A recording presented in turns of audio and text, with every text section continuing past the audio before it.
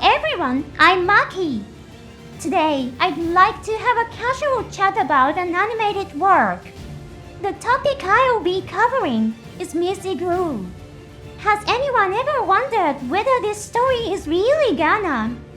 For those who are hearing the title for the first time, let me give a quick explanation. This series began being released in 2004. All of the visuals were created using computer graphics, which was a very unusual approach at the time. The main focus of the story is on prototype weapons. While there are some exceptions, they all share the common trait of being weapons left behind by their era.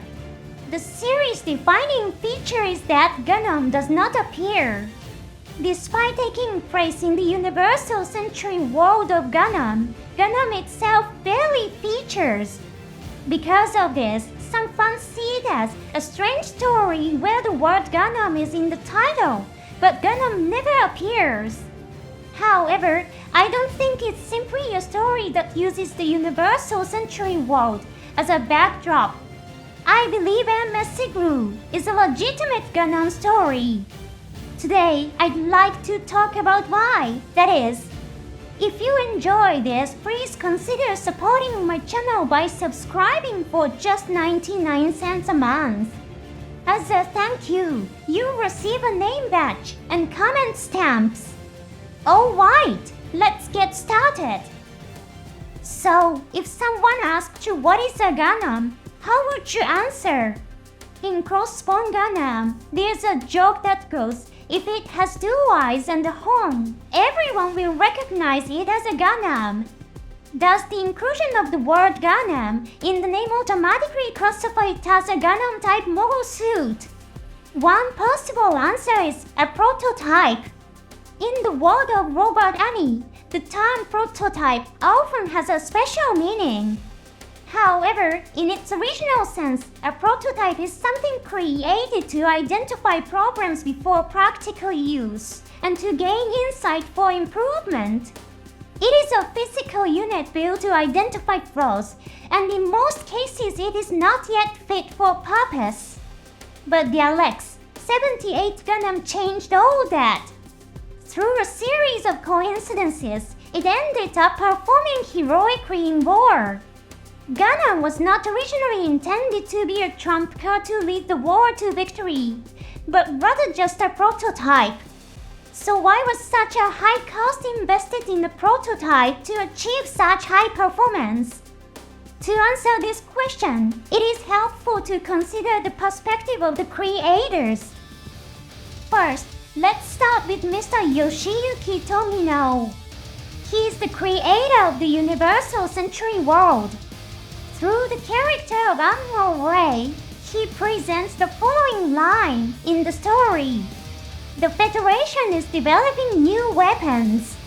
We are just decoys, holding the line until they are ready. These new weapons refer to the GM. These are not prototypes, but formally adopted mass-produced mobile suits. Now let's take a look at Ikuto Yamashita's perspective. He worked as the main mechanical designer on G-Coax. Regarding the original 0079 Gundam, he said the following. I think the most effective poison bait sent to the Zeon forces was not the Gundam itself, but the beam rifle. It's probably the most expensive piece of equipment the Gundam has. Once Zeon obtained this information, they would be forced to significantly alter their mobile suit development plans. In fact, the Federation, which developed the Gundam, never mass-produced the beam rifle. It's a slightly complex expression in Japanese, but if we summarize his statement, it comes down to this. The idea was to feed information about the beam rifle to Zeon. This would lead Zeon to assume that an overwhelmingly powerful enemy would eventually appear, causing them to panic. The Federation would then exploit this confusion to buy time until they could deploy the gem in actual combat. The common ground in the views is that the Gundam was not expected to play an active role in real combat. Its primary purpose was to serve as a decoy to confuse the enemy while the true main force remained hidden in the mass-produced mobile suit, the GEM. When you watch MS IGLOO bearing in mind everything we've discussed, you may make a new discovery. This story portrays a possible path that Gundam itself could have taken. The unit that best expresses this idea is the Jormungand. It's a prototype-free decisive cannon. It is an extremely powerful beam weapon. It feels very similar to the Gundam's beam rifle, doesn't it? In the story, Jormungand faces the cruel reality that no results were expected of it. The mobile suit was the main weapon meant to defeat the enemy, and Jormungand was not expected to achieve any meaningful results. In battle, its attack fails. What would have happened if Jormungand had been the protagonist? It might have used its powerful beam weapon to destroy the enemy ships one by one, leading Zeon to victory. But that is not how things turned out. Despite the fact that an experienced veteran soldier was handling the firing, the attack still did not succeed. In truth, the LX-78 Gundam likely had a high chance of meeting the same fate. However, its destiny changed dramatically when it encountered Amuro, the protagonist of the story. However, Jormungand never had the chance to meet someone like Amuro. MS IGLOO depicts one of Gundam's possible outcomes.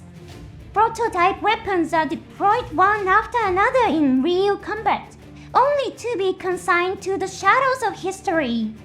Observing Gundam in this way makes you realize how unusual it is for a prototype to achieve great success and leave its mark on history. I highly recommend watching this story with today's discussion in mind. You'll be able to see for yourself that it's a legitimate Gundam story. Thank you so much for watching until the end. I'll see you again in the next episode.